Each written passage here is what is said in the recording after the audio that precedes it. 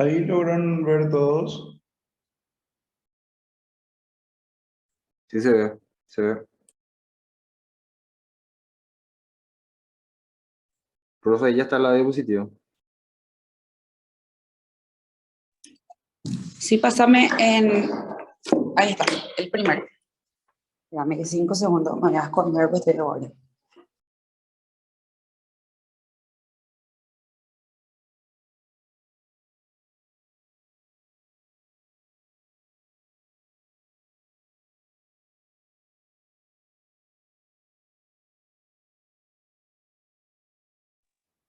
Bueno, yo soy la doctora Ludmila Lescano, como le dijo la doctora, egresé, soy de la primera promoción de la Universidad Privada del Este y soy neuróloga infantil, ¿verdad? Voy a hablarle de lo que más útil le va a ser, porque si vamos a hablar de neurología es demasiado amplio y lo que más por frecuencia van a ver los que no quieren ser pediatras y los que van a ser, siempre va a haber alguien que les pregunte qué les parece tal o cual paciente o video, ¿verdad? Porque generalmente los trastornos, los eventos paroxísticos no epilépticos eh, son, como dice su nombre, parecido a una epilepsia o parecido a una convulsión, pero en realidad no tiene ninguna descarga, ninguna traducción a nivel electroencefalográfico. ¿Me pasas la primera diapositiva, doctor, por favor? La abreviación de trastornos paroxísticos no epilépticos es TPNE. O sea, ustedes si ven en algún cuadernito, en alguna ficha médica que ponen TPNE versus epilepsia, ya van a saber que es un evento paroxístico porque es breve, corto, de corta duración, pero no es epiléptico, ¿verdad? Se pueden presentar tanto en el sueño como en la vigilia, ¿sí?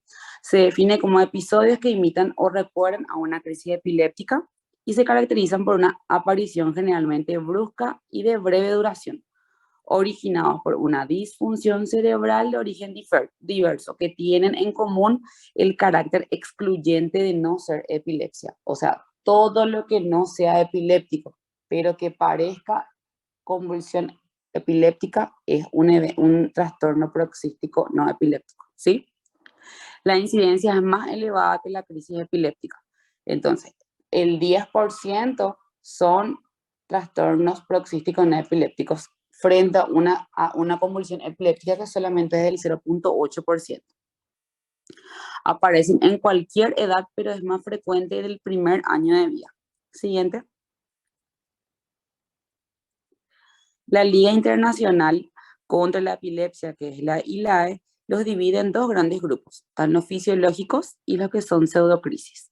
Los fisiológicos son fenómenos normales para la edad del paciente u orgánicos en los que existe una alteración sistémica o de la función cerebral, por ejemplo, vértigo, síncope, enuresis, trastorno del sueño o una migraña, que son todos eventos de corta duración paroxística que pueden confundir con algún evento o una convulsión o una crisis epiléptica, pero en realidad no lo son.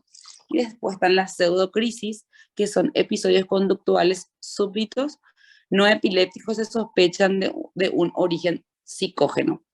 Actualmente la ILAE, que es la Comisión Internacional contra la Epilepsia, ya no habla de pseudocrisis, habla de crisis psicógenas, o sea, que son verdaderamente crisis o eventos, pero a consecuencia de una alteración de resorte psicológico o psiquiátrico. Siguiente. Durante el periodo neonatal también están los trastornos paroxísticos no epilépticos, que son los más frecuentes, que son los temblores o triangulaciones, la respuesta exagerada al estímulo y el mioclono. Por ejemplo, vamos a hablar del primero, que es los temblores, es el más frecuente. Entre los neonatos es por el cual más piden los neonatólogos interconsulta con neurología infantil por estos temblores, que son movimientos rítmicos y oscilatorios de igual amplitud. Después están las triangulaciones o yíteres, que son temblores recurrentes, pueden afectar una extremidad o el mentón y pueden ser simétricos o asimétricos. Ceden al sujetar la zona afecta. O sea, los temblores, una vez que ustedes ven, si ustedes ven o alguien les muestra, mira, mi bebé hace un temblor, ustedes tienen que tocarle donde está temblando, ya sea generalmente el miembro inferior, o el mentón o el bracito, y debe ceder. Si es una crisis epiléptica, no va a ceder solamente con tocarle. Después están las respuestas exageradas al estímulo de sobresalto. Entonces le van a ver los bebés pequeñitos que al cerrar la puerta fuerte, prender la licuadora o hacer un ruido más fuerte de los decibeles que está acostumbrado el niño, generalmente hace una respuesta como un sobresalto o como un susto. Y está el mioclonio neonatal benigno del sueño, que son o mioclonías durante el sueño, que el bebé está durmiendo y tiene como unos temblores o una mioclonía, como dice su nombre, durante el sueño, que también tienen que hacer tocarle o despertarle. Si no pasa al tocarle, le despiertan al bebé y pasa. Generalmente es un mioclonio porque es mucho más frecuente que una epilepsia o una convulsión. Si ustedes le tocan a un bebé con una crisis mioclónica de origen epiléptico, al tocarlo, despertarle, no va a pasar. Siguiente. En el primer y el segundo año de vida está el espasmo del sollozo, que es el más frecuente de la edad pediátrica. Esto es lo que ustedes más van a ver después del año de vida. Como les dije, lo más frecuente en neonatos son los temblores o triangulaciones, y entre el primer y segundo año de vida el espasmo del sollozo. Generalmente ocurre entre el sexto mes y también puede ocurrir en pacientes con 18 meses, incluso 24 meses. Y existen dos tipos, el tipo pálido y el cianótico. El tipo pálido es como un síncope vasovagal por un mecanismo inhibitorio neurológicamente mediado. Y el cianótico también es neuralmente mediado con un mecanismo que no es del todo conocido, pero debe deberse a una apnea expiratoria prolongada. Entonces, ¿qué es lo que le voy a explicar para que ustedes, qué es lo que le van a preguntar a la mamá o al paciente o al pariente o encargado que le lleva al niño? Si este episodio puede ser pálido o cianótico, ocurre después de un llanto o una frustración. Generalmente el niño o se enoja porque no se le dio un juguete o se le cayó algo, o está llorando y es como si fuera que parece que le va a decir, parece que se fue su respiración, y como que se quedan todos duros. Hay algunos que tienen la cara toda cianótica y otros la cara pálida, y pasa, o sea, pasa después, dura segundos y después pasa y no quedan post-ictal los niños. Entonces, ¿qué es lo que ustedes van a preguntar? Si fue después del llanto, después de una frustración, si eso fue de corta duración, y después de la crisis, entre comillas, ¿qué es lo que hizo el niño? Generalmente continúan jugando o deambulando normal. O sea, no hay estado post-ictal. Están también los episodios de apnea, y después está el síndrome de Sandifer. El síndrome de Sandifer también es muy frecuentemente confundido con una crisis epiléptica porque son pacientes con reflujo gastroesofágico. ¿Qué es lo que pasa? Su esfínter es incompetente, pasa el líquido de gástrico al esófago y hacen como una rigidez o una hipertonía, pero son de segunda duración, pero es por el reflujo que tienen. Entonces, generalmente se le pide un electroencefalograma, se hace por descarte y después se le pide una pH-metría ya con gastroenterología infantil. Y los episodios de autoestimulación, que antes eran llamadas de masturbación infantil, son muy frecuentes entre el primero y el segundo año de vida, que ellos hacen generalmente frotan en una pierna con otra o con el car seat o la sillita. Hacen como una supraversión ocular y luego pasa. Eso después generalmente no es nada, no se relaciona con un episodio de abuso ni de nada, es algo que los niños suelen hacer y hay que saber identificarlo. Sí o sí, generalmente tanto los pediatras como los neuropediatras piden un video electroencefalograma. El tendido eléctrico es normal, o sea, las ondas encefalográficas son todas normales, y en el video se ve la autogratificación o la autoestimulación. Siguiente. Durante los 2 años y los 12 años está el síncope, que es el desmayo, la migraña y sus equivalentes. La migraña sí ya llegaron a dar en clínica médica, en fisiopatología, que son las cefaleas migrañosas, que tienen sus características y las que tienen aura o destellos son las que pueden confundir con una epilepsia centrotemporal, porque al cerrar los ojos hay como unos destellos de luz que se pueden confundir con la epilepsia centrotemporal, que es el tipo de epilepsia más frecuente durante la niñez. Pero con un electroencefalograma y una buena semiología de la cefalea se hace el diagnóstico. Los trastornos del movimiento, por ejemplo, los tics, que son movimientos involuntarios, que se exacerban generalmente en situaciones de estrés, también pueden confundir a los médicos con una convulsión, pero también su traducción electroencefalográfica y su semiología es muy diferente y hace el diagnóstico. Y las pseudocrisis o crisis psicógenas, que se dan generalmente en pacientes con diagnósticos de epilepsia, que hacen como particular o con diagnósticos psiquiátricos. Generalmente esto se le hace un programa, una resonancia, una evaluación psicológica y después se deriva a psiquiatría infantil. Siguiente.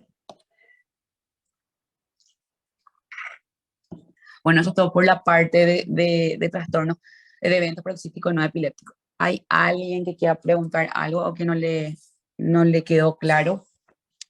La verdad que es complicado porque son varias cosas que yo le estoy diciendo como de nuevo, pero al leer otra vez, por eso les dejo la clase y les va a parecer más fácil y al ver los pacientes se les va a quedar.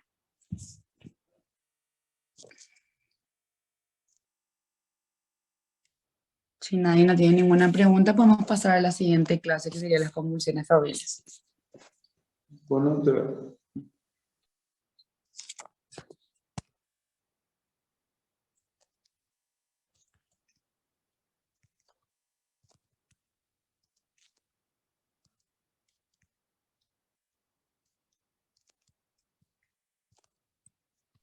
¿se ve, compañeros? Sí, se ve.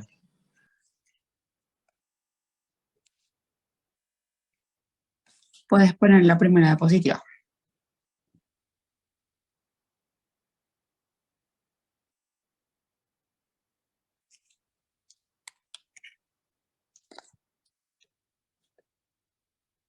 Siguiente.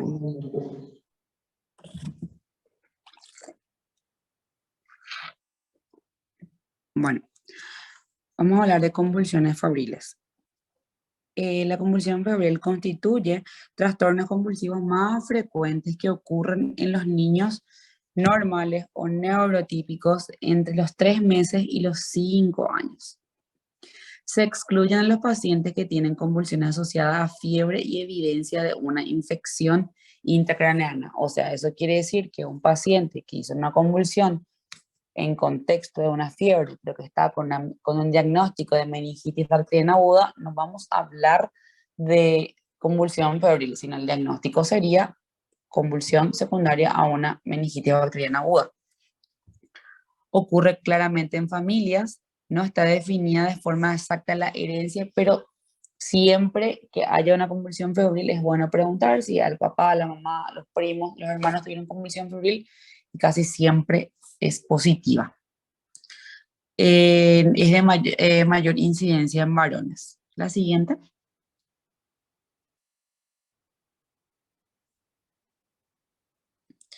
Su fisiopatología no se conoce con exactitud, pero se postula la asociación de varios factores.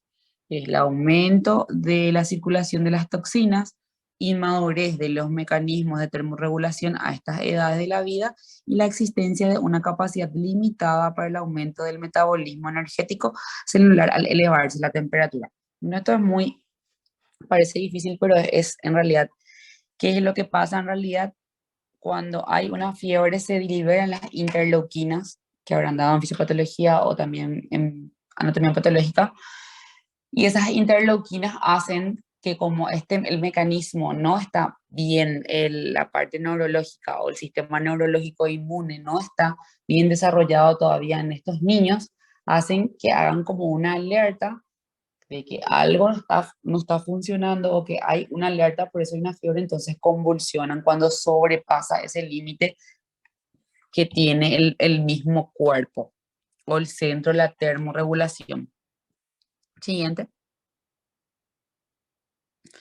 Las convulsiones febriles han sido divididas en simples y complejas. Esto es muy importante y esto sí o sí tienen que saber, no solamente para el examen, sino para saber a quién derivarle, porque las simples la maneja el pediatra, el médico familiar, el médico general, pero las complejas sí hay que derivar al neurólogo. Las convulsiones febriles simples son breves, y aquí llamamos breve a menor duración de 10 minutos, del tipo generalizadas, generalmente tónico-clónica, y no un solo episodio en 24 horas y sin estado postictal, que quiere decir que no se debe de repetir. O sea, generalmente son tónico-clónicos generalizados, que son el tipo de convulsiones más frecuentes. Es una en 24 horas y en cuanto a duración es menor a 10 minutos. Y las convulsiones febriles complejas duran mayor a 15 minutos, son focales, pueden ser múltiples en 24 horas y puede haber una paresia postictal o déficit neurológico. Que ustedes, una vez que el paciente haya convulsionado, incluso puede ser un estatus febril, que es mayor a 30 minutos, el paciente se queda dormido postictal o se puede quedar con una paresia o con una debilidad en alguno de los miembros, generalmente el miembro superior contralateral, a donde hubo la descarga. Siguiente. Existen algunos parámetros que tenemos los neurólogos para hablar de recidiva y cuáles son los factores de riesgo que orientan a una recidiva que sean menores de 12 meses en el momento de la convulsión febril, primera convulsión febril, una convulsión febril compleja, temperatura por debajo de 38 en el momento de la fiebre, o sea, cuando hablamos de convulsiones febriles con febrícula, recidiva en el mismo brote febril, eso quiere decir que hubo varios eventos en el contexto de un brote febril y antecedentes familiares de convulsiones febriles. Siguiente. El tratamiento está de acuerdo a la clasificación que deben hacer, ya sea simple o compleja. Cuando hablamos de convulsiones febriles simples, el tratamiento es netamente el manejo de la fiebre, y si hay un riesgo, solo si hay un riesgo de recurrencia, se hace diazepam, que es una benzodiazepina, a 0.5 miligramos kilo peso día, vía oral o rectal durante el proceso febril. Generalmente la vía oral es por submucoso con ese que se hacen unas pistolitas que se hacen en la mucosa yugal. Siguiente.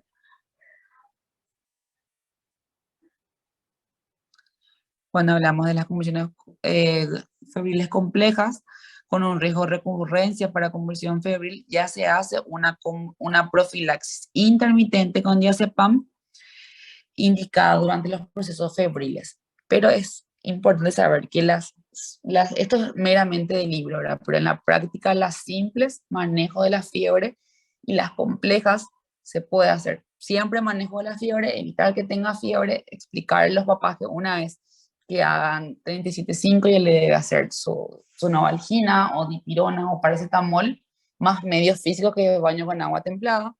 Y también se suele indicar o una benzodiazepina o algún anticonvulsivante como levetiracetam o ácido valproico, pero ya dependería del contexto del paciente y también de su trazado electroencefalográfico. Siguiente. Entonces, tienen que saber que la convulsión febril es muy frecuente durante la niñez. Es una convulsión que se da en el contexto de un proceso febril que no sea secundaria a una neuroinfección, y se dividen en simples y complejas. Las simples son las que pueden manejar los pediatras, los médicos familiares y los médicos generalistas, que es solo con el manejo de la fiebre, y las complejas son las que debemos derivar a un neurólogo infantil, o si no somos pediatras, al pediatra, para que pueda discernir y volver a rederivar al neurólogo infantil, y son las que suelen requerir tratamiento de anticonvulsivantes o benzodiazepina por un periodo de aproximadamente 6 meses. ¿Puedes poner las epilepsias temporales ahora, por favor? Sí, doctora, proyecto.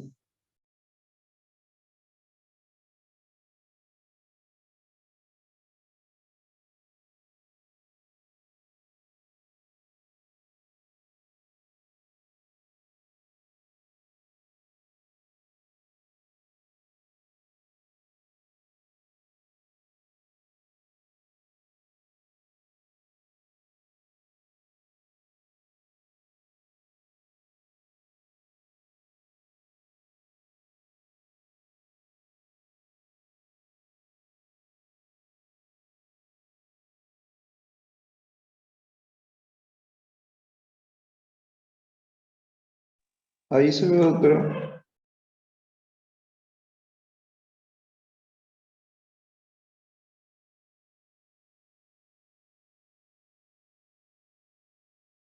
Sí. Bueno, le voy a hablar de ¿por qué solamente le voy a hablar de la epilepsia centrotemporal? Porque en realidad epilepsia es una subespecialidad otra vez, y hay varios tipos, pero la centrotemporal es la más prevalente en pediatría y durante la primera infancia, y es la que nos puede pasar desapercibida en muchas ocasiones por las características semiológicas que tienen. ¿Sí? ¿Puedes poner la primera diapositiva, doctor?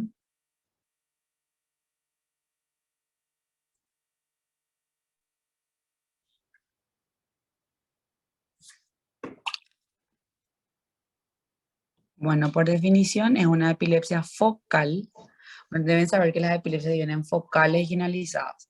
De las focales es una epilepsia focal, como dice como ya dije, durante la infancia que se caracteriza, perdón, por crisis consistentes en síntomas sensivo-motores faciales unilaterales. Con un electroencefalograma, la abreviación del electroencefalograma es EEG, por ahí si ven algún pedido ya van a saber qué es un EEG, que muestran ondas bifásicas agudas en la región rolándica. Es una epilepsia edad dependiente que se presenta con un buen pronóstico. En general, porque en medicina no todo es una regla, o sea, en general en el 80% son autolimitadas y se corrigen durante la infancia, que no, y un 20% pueden incluso ir a la adolescencia y hacer una epilepsia bastante compleja, pero ya en el 1% de esas 20%. Cuando hablamos de crisis consistentes en síntomas sensitivos motores, que son no solamente las típicas convulsiones que vemos que cuando es focal, o una hipertonía o una clonía del brazo derecho o una mioclonía palpeoral o de la comisura labial, esos son crisis motoras. Pero también cuando hablamos de sensitiva, hablamos de fenómenos visuales que son los más frecuentes, o también pueden ser vómitos e incluso olores. Siguiente. Es la epilepsia infantil más común y representa entre el 8 y el 25% de todas las epilepsias infantiles. Se estima que su incidencia es aproximadamente 1 en cada 5.000 niños hasta los 15 años. Esto es de la literatura anglosajona, pero no, en nuestro país no tenemos nada escrito, pero es mucho más frecuente por lo que se ve en el consultorio, y también es infradiagnosticada porque muchas veces se confunde o con cefaleas migrañosas o con vómitos incoercibles de origen gastroenterológico. Siguiente. Las características clínicas: debuta generalmente entre los 3 y 12 años de edad en niños por lo demás sanos, con un pico a los 5 o 8 años de edad. O sea, son niños sanos, normales, neurotípicos, sin ningún antecedente patológico personal o familiar, que hacen una convulsión generalmente entre los 5 y 8 años. Las crisis ocurren típicamente durante el sueño o los estados de somnolencia. Son breves y del tipo sensitivo motor unilateral, que pueden ser adormecimiento, hormigueo, babeos, afectando a la faringe, lengua, cara, labio y en ocasiones a la mano. Con frecuencia se produce un bloqueo del lenguaje con la comprensión mantenida. O sea, ustedes le hablan y ellos le hacen un contacto visual o una respuesta visual, pero no pueden hablar. Las crisis pueden ser alternantes entre ambos hemicuerpos y luego bilateralizar o generalizarse. Eso quiere decir que puede haber un hormigueo o un vómito, un babeo, luego después una hipertonía del brazo derecho, que luego pasa al brazo izquierdo y luego generalizan. Y al ser generalizadas ya no pueden comprender porque ya hay una ruptura y una pérdida de la conciencia. Siguiente. Los ataques más prolongados pueden ser seguidos por una hemiplegia postictal, que también se llama parálisis de Todd, que duran aproximadamente 48 horas, que ellos no pueden mover uno de los miembros superiores. en algunas ocasiones incluso también el miembro inferior ipsilateral. Algunos niños pueden presentar alteración neuropsicológica selectiva con afección del lenguaje, atención, habilidades visomotoras y conducta. Entonces, tienen que saber que todo esto que estamos hablando pueden ser convulsiones. Por eso hablo de infradiagnosticar, porque pueden ser pacientes que, como no hacen una crisis motora franca, no se piense, o lo último que se piense es que sea una epilepsia. Por lo general, estas alteraciones no se prolongan más allá de la duración de unas crisis activas. La remisión de las crisis ocurre entre el segundo y cuarto año tras el inicio del tratamiento, y la mayoría de los pacientes sufren menos de 10 crisis y un 10 al 20% son los afectados que presentan una crisis única. Las nuevas guías dicen que los pacientes que presentaron una sola crisis, se puede tomar la decisión o darle un clobazam, que es una benzodiazepina, solamente por las noches durante un año, o incluso no medicarlos porque fueron solamente una crisis. Pero en realidad, en la práctica, generalmente los pediatras somos de por más exagerados, y mucho más los neuropediatras, que sí o sí medicamos a favor del paciente. Siguiente. La etiología de la enfermedad aún sigue siendo desconocida. Probablemente exista una predisposición genética, dado que se ha descrito un incremento en la tasa de esta condición entre crisis febriles y trastorno del espectro, epilepsia, afasia entre familias. En algunos casos se ha descrito herencia con transmisión autosómica dominante. ¿Qué es lo que ustedes deben preguntar? Si alguno de su familiar, tanto de la mamá, el papá o hermano, tuvo una crisis epiléptica, es epiléptico, incluso alguna convulsión febril, que puede ser positivo. La patogénesis parece estar relacionada a la fase vulnerable de la maduración cerebral, porque ustedes saben que los chiquitos, el sistema nervioso central está en proceso de maduración todavía. Siguiente. El método diagnóstico se basa en los rasgos clínicos y los hallazgos en el electroencefalograma, que muestran puntas centrotemporales bifásicas lentas de alto voltaje activadas por el sueño. Y generalmente la resonancia magnética es normal.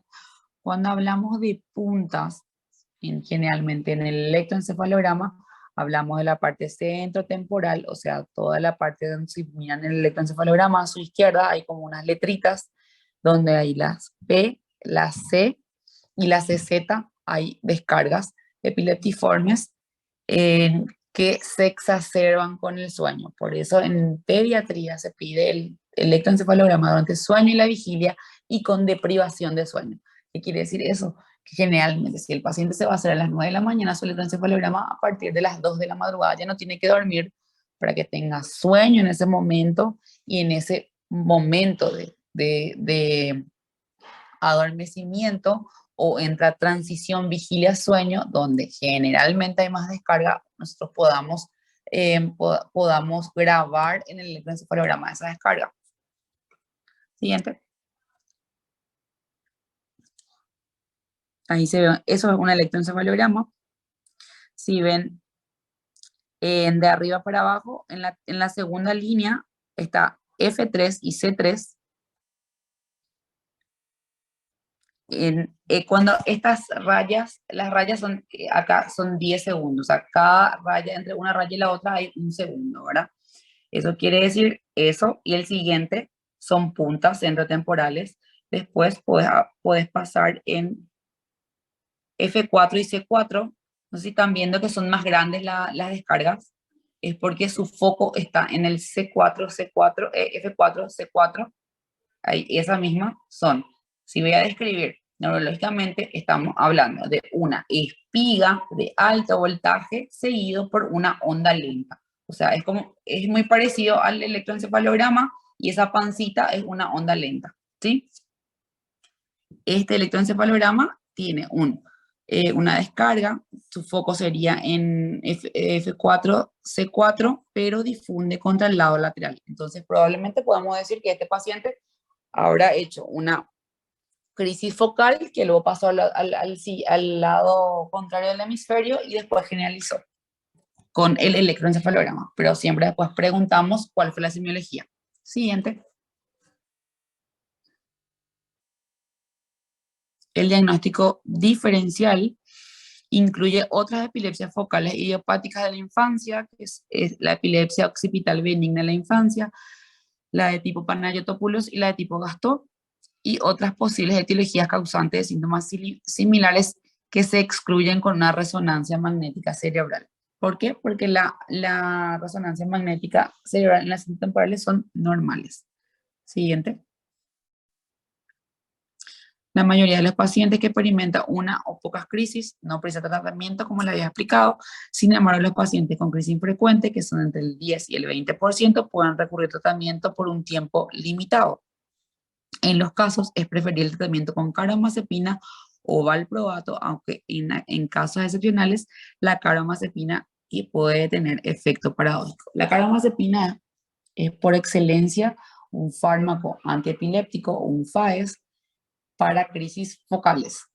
Y el ácido valproico es por excelencia para crisis generalizada, pero también tiene buena respuesta a las crisis focales. Pero ahí falta un medicamento, un FAES, que se llama levetiracetam, que van a seguramente mirar cuando vean los pacientes internados, que también se puede utilizar en los pacientes con epilepsias temporales. ¿Cuál es la desventaja de la carbamazepina y del ácido valproico? Que ambos producen aumento de peso y puede ocurrir un deterioro cognitivo.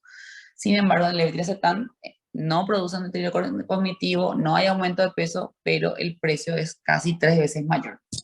Y no hay en las entidades públicas, o sea, se compra. Siguiente. El pronóstico de la enfermedad es favorable, ya que en casi el 90% de los pacientes se remiten o se curan, como se dice, antes de la adolescencia o la pubertad. En casos excepcionales, que es el menos del 1%, la enfermedad puede evolucionar a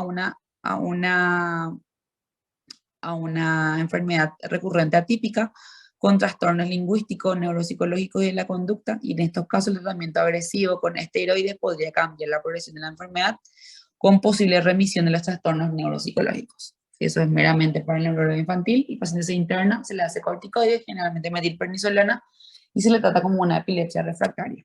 Siguiente.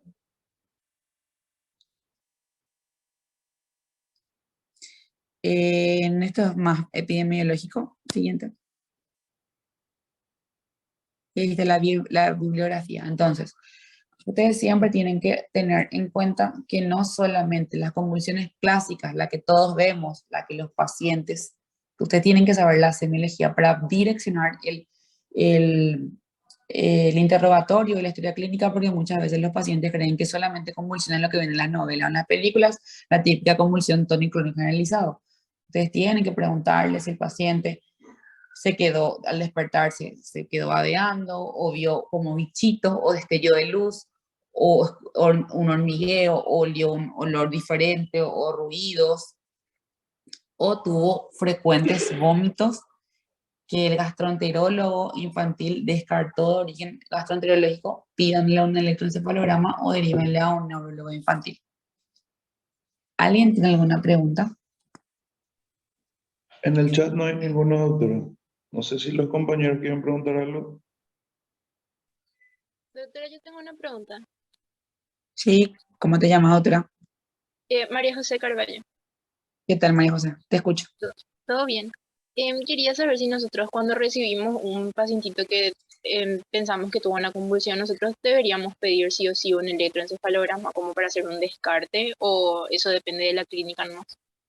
Siempre depende de la clínica y siempre depende de cómo haya llegado el paciente.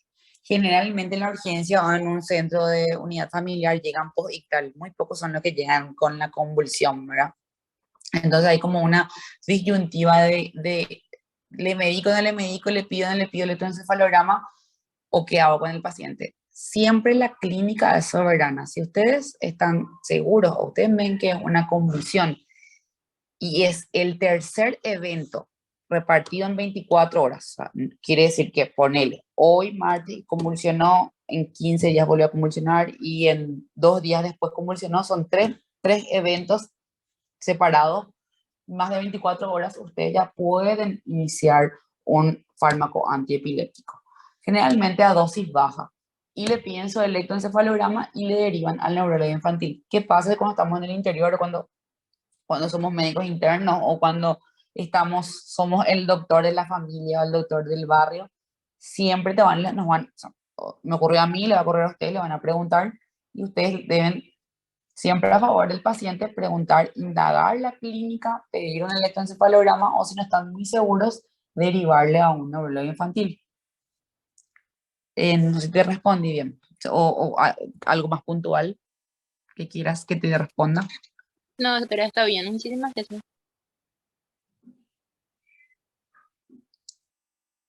¿Alguien que quiera ser pediatra o neuropediatra que me quiera preguntar algo?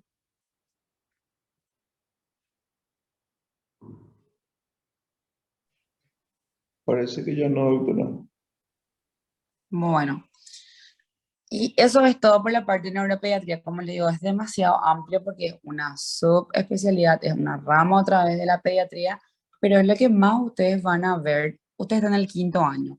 El próximo año van a ser médicos internos y ahora ya son luego ya médicos, solamente ya es un mero papeleo, ¿verdad? Siempre va a haber padres, primos, tíos, amigos, vecinos, amigos del Facebook, del Instagram, que les va a preguntar y les va a enviar videos.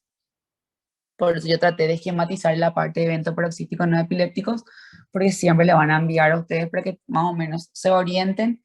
Y con respecto a las convulsiones febriles, para siempre hablar del manejo de la fiebre, que es lo más importante, que siempre es un antipirético, ya sea paracetamol, Novalgina en los pacientes que son alérgicos, evidentemente no, o ibuprofeno. Y cuando hablamos ya de epilepsias centrotemporales o una sospecha de epilepsia, no hace falta que ustedes sepan, pero sí es como le dije a la doctora, 3 crisis, en el tercer evento ustedes ya pueden medicar, generalmente con ácido valproico que se hace a 30 miligramos kilo peso día, dividido en 2 dosis, o levetiracetam que se hace a 50 miligramos kilo peso día. Ustedes pueden escribir eso en una hojita, describir lo que le dicen los papás, lo que ustedes creen, cómo está el paciente y por qué le iniciaron. Ustedes siendo médicos pueden iniciar, porque no en todo, o sea, en Paraguay no en todos los lugares hay médicos pediatras, mucho menos no pediatras. Entonces ustedes con ese concepto ustedes pueden iniciar la medicación y van a estar ayudándole al niño y no solamente al niño, porque el niño tiene repercusión en su familia. Muchas gracias. Muchas gracias a vos, doctora. Un gusto escucharte y vamos a estar en un futuro, esperamos contar contigo otra vez. Y les doy mucha fuerza y felicidades a todos ustedes por llegar a la recta final. No es fácil, son 5 años difíciles y ahora queda la mejor parte, que va a ser la que van a hacer hospital y se van a decidir qué especialidad les gusta, y espero que haya algún neurólogo infantil entre ustedes. Desde ya, muchas gracias, y cuando roten por el Hospital Militar o el PDT Costañú, nos vamos a ver seguro. Muchas gracias, doctora. Hasta luego, que tengan buena noche. Igual. Igualmente, doctora, buenas